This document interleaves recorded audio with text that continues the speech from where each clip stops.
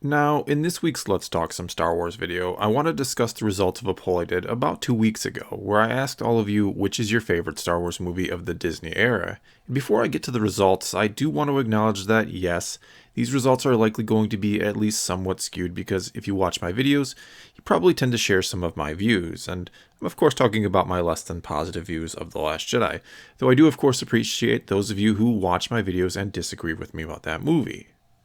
Anyway, with that little disclaimer out of the way, let's take a look at the results, and we'll see that we have a landslide victory on our hands, with Rogue One not only receiving over half the total votes, but also getting more than 3 times the votes of second place, which belonged to The Force Awakens, and roughly 9 times the votes of Solo and The Last Jedi, which tied for third or last, depending on how you want to look at it.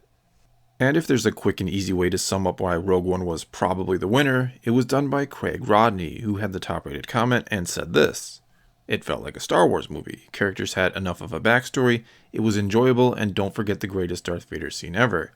And to piggyback off that, what's even more impressive about it, as Anthony Price and others pointed out, is it still felt like Star Wars even without any Jedi. And that had to be the most encouraging thing for Disney and Lucasfilm about this movie and what it could mean for the future of the franchise, that it was enjoyed by critics, fans, and did very well at the box office, even though there were no Jedi, and the Force was not at the center of the movie, though it was obviously talked about, and we did have a semi-Force sensitive character with Chirrut, and Vader of course used the Force to do his thing at the end. And why this is encouraging is because it means there is potential for other movies, or shows like the upcoming The Mandalorian, to be very successful while turning their focus away from the Force, or the constant battle between the Jedi and the Sith, or just simple good versus evil stories. Though don't get me wrong here, my personal favorite part of Star Wars is the Force, and I loved how vague and mysterious it felt in the original trilogy, and how rarely we actually see it used by any of the characters in the original trilogy, be they Sith or Jedi. And usually when it is used, it's used subtly. It never starts to feel like a superpower, for example. And that's why I think a lot of people say Rogue One feels like Star Wars, because it gave that vague and mysterious feeling back to the Force. It made it feel rare again, like something that probably pretty much everyone in the galaxy has heard of, but not everyone believes in. And as much as I loved the prequels and enjoyed the accompanying Clone Wars animated series, the overabundance of Jedi constantly using Force powers is a stark contrast to the rareness and subtlety of the original trilogy, which I think was certainly a turnoff for some fans. And though I mostly enjoyed The Force Awakens, part of my problem with that movie is that Rey seems to discover the Force is like some type of superpower she's unlocking.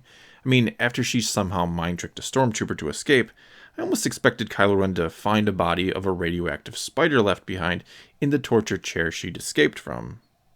And of course, The Last Jedi only doubled down on this idea that the Force is something you discover and unlock all on your own, and not something that needs to be actually learned, or a discipline that needs years to master. It's become something that people can just have and get good at. And no, I'm not just talking about Rey, I'm also talking about Broom Boy, who seems to have no issue using the Force to pull a broom to himself, whereas once upon a time Luke Skywalker struggled to free a lightsaber from the snow to save his life. And if you want to know why I think The Last Jedi finds itself at the bottom of this list, it's because it's going away from this idea that the Force is something vague and mysterious that is incredibly difficult to even learn, much less master.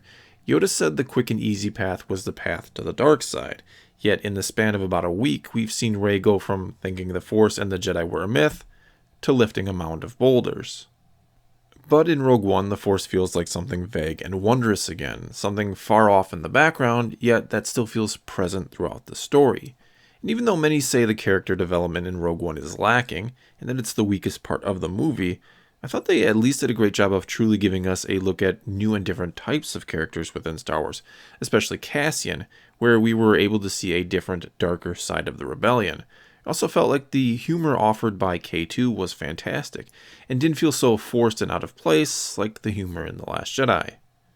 I also think Rogue One was fan service done mostly the right way, because other than the Dr. Evazan and Ponda Baba, or as I still like to think of him, Walrus Man, showing up on Jedha, pretty much every other piece of fan service in this movie not only made sense, but some of it wouldn't have made sense if it wasn't in there. Like for example, Gold Leader and Red Leader being at the Battle of Scarif makes sense, and it'd feel odd if they weren't there.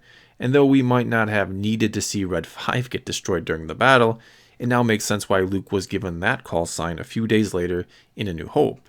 Even though we didn't exactly need to see Chopper being in the background or hear a call for General Syndulla while at Yavin Base, it was a nice tip of the cap to the fans of Rebels and doesn't distract from the movie at all if you've never seen that show. Same with the Ghost being at the Battle of Scarif. If you don't watch the show, it was just another ship in the fray. If you did, it was cool to see it there. And what fan service done like this tells me or shows me is that the people making these movies want to acknowledge the fans and give them some small cool moment that is mainly just for them. And again, when it's done right, they're not distracting at all to the people who don't recognize them. Not to mention, these little things often help tie the universe together for those fans who do keep up with everything, all the sources of canon, whether they be books, comics, games, or the animated shows. Then there is, of course, the mother of all fan service moments, that being Darth Vader dismantling a bunch of rebels at the end of the movie. Now, did that scene need to be in there? No, not really, though it of course makes sense that Vader would be at the Battle of Scarif and was hence able to track down the Tantive 4 immediately after. Are there some fans that thought it was too much and was just blatant fan service to the nth degree? Probably.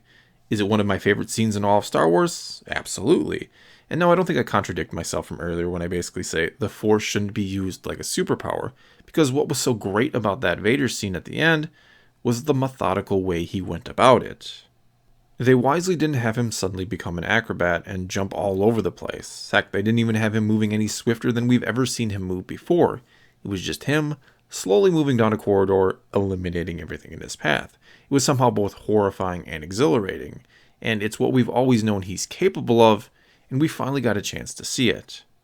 Another thing Rogue One had going for it is it really put the war in Star Wars, though to be honest, I actually expected it to be even more of a war movie, but I'm still happy with the end result.